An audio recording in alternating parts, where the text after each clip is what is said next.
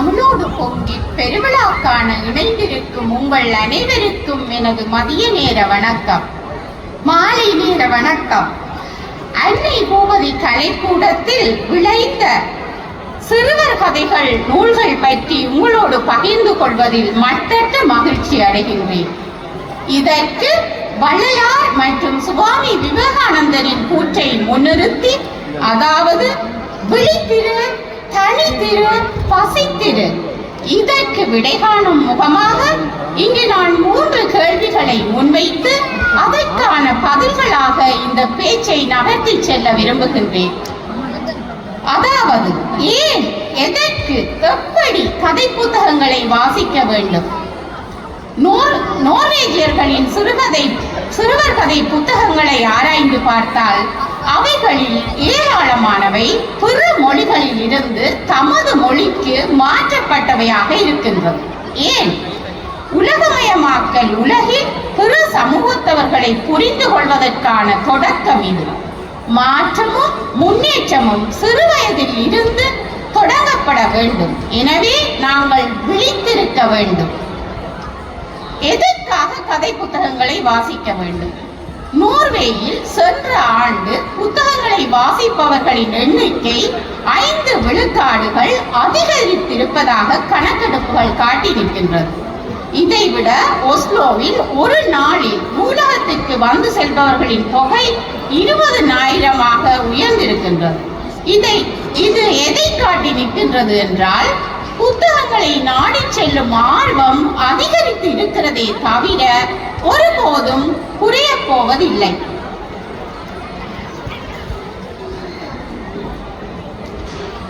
வாசிப்பதை கிரகித்து உள்வாங்கி விவரிக்கும் திறனை வளர்ப்பதற்கு கதை புத்தகங்கள் உதவுகின்றன. கதை புத்தகங்களை தேர்ந்தெடுத்து வாசிக்கும் பிள்ளைகள் வாசிக்கின்ற அளவிற்கு சிறுவர் கதை புத்தகங்கள் எங்களிடம் பெருக வேண்டும். அவ்வாறு தேர்ந்தெடுத்து வாசிக்கின்ற போது நமக்கு ஏராளமான புத்தகங்கள் சூழலோடு ஒத்தவாறு இருக்க வேண்டும்.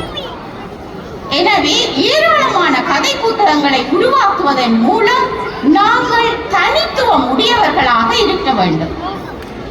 எப்படி வாசிக்க வேண்டும் என்ற கேள்விக்கு பதிலாக நவரத்னம் பரணிதரன் கூறிய போது, சிறுவர் கதைகள் ஒரு குடும்பத்தின் உரையாடலை மாற்றும், அவர்களை வெளிப்படைய செய்யும் என்றார். ஏனெனில் பிள்ளைகளும் பெற்றோரும் இணைந்து வாசிக்க வேண்டும். கதை புத்தகங்களை வாசித்து உங்களுக்கு பிடித்த 10 சொற்களை எழுதச் சொல்லலாம். அதை இன்னும் நீட்டி 10 வாக்கியங்கள் எழுதச் சொல்லலாம். அதாவது இவை வாசிப்பதற்கான ஆர்வத்தை தூண்டும். இவற்றை வளர்த்து கொண்ட பிள்ளைகளிடம் கதையின் கரு, கதையில் வருகின்ற கதாபாத்திரங்கள், காட்சிகள், பொருள், சூழல் என்பவற்றை விவரிக்க சொல்லலாம். மாதுளன் கஜேந்திரன் வேறொரு பயணம் என்ற மொரிசா ரோக்சன் எழுதிய கதையை வாசித்து தனது கருத்தை பகிர்ந்து கொண்ட போது அந்த கதையில் வருகின்ற சம்பவத்தை தனது அனுபவத்தோடு தொடர்புபடுத்தி கூறினார். பிரவீன் ஞானச்சந்திரன் வேறொரு பயணம் என்ற கதையை தானாகவே வாசித்து அந்த கதையை தனது தாயாருக்கு கூறிய போது அந்த கதையில் துபாயில் விமானம் அவசரமாக தரையிறங்கியது என்று வருகின்றது. ஆனால் பிரவீன் கூறிய போது ஈழத்தில் தரையிறங்கியது என்று கற்பனை செய்து கூறினாரா? இதைத்தான் நாங்கள் எதிர்பார்த்தோம். எதையாவது கற்பனை செய்யட்டும். எமது நோக்கம் உரையாடுவதற்கு சொற்களை சேகரிப்பது. கதை புத்தகங்கள் உரையாடுவதற்கான ஒரு ஊடகம். இறுதியாக இந்த 3 விடயங்களை குறிப்பிட விரும்புகின்றேன். சிறுவர் கதைகள் வாசிப்பதும் எழுதுவதும் தமிழ் மொழி கற்கும் ஆர்வத்தை தூண்டும். தாம் பிற மொழியில் வாசிப்பதை தமிழ் மொழியில் மொழிபெயர்க்கவும் சுயமாக எழுதவும் உதவும். எனவே உங்களுடைய பிள்ளைகளையும் சிறுவர் கதைகள் எழுத தூண்டுங்கள். குறிப்பாக நோர்வேயில் 7ஆம் வகுப்பு வரை எந்தவித போட்டியுமின்றி வகுப்பறை சூழல் அமைந்திருக்கின்றது. இதனால் தாம் கற்பவற்றை முழுமையாக உள்வாங்கி கிரகித்து வெளிப்படுத்தி கற்றுக்கொண்டு பிள்ளை பருவத்தை அழகாக கழிக்கின்றார்கள். ஆகவே இந்த பருவத்தை சரியாக பயன்படுத்தி தமிழ் மொழியையும் கற்பித்து விட வேண்டும். 13 வயதை கடந்த பின்பு போராட்டம்தான். இரண்டாவது, இங்கு நாங்கள் வெளியிடுகின்ற புத்தகங்கள் ஈழத்தில் உள்ள பாடசாலை சிறுவர்களையும் சென்றடைகின்றது. புதிய நவீன சிறுவர் இலக்கியத்திற்குள் அவர்களை இணைக்க வேண்டிய தேவை இருக்கின்றது. எனவே அவர்களுடைய அறிவு வளர்ச்சியிலும் நாங்கள் பங்கேற்றுக் கொள்கின்றோம். இது ஒரு உறவு பாலமாகவும் அமைகின்றது.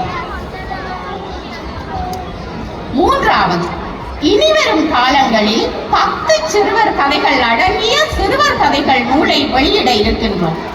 அது 10 சிறுவர்களாகவோ அல்லது வளர்ந்த ஆர்வமுள்ள பிள்ளைகளாகவோ அல்லது ஆர்வமுள்ள ஆசிரியர்களாகவோ இருக்கலாம். ஒவ்வொரு வளாகங்களில் இருந்தும் கூட ஒவ்வொரு சிறுவர் கதைகள் தர முடியும்.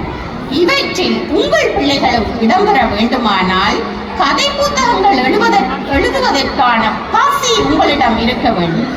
ஆசிரியர் வனஜா உதயன் கூறியது போன்று இன்று நாங்கள் எல்லா துறைகளிலும் வளர்ச்சி பெற்றிருக்கின்றோம். எங்களுடைய வருங்கால சந்ததியினருக்கு பொருத்தமான சிறுவர் கதைகளை நாங்களே உருவாக்கக்கூடிய சூழல் எங்களிடம் இருக்கின்றது.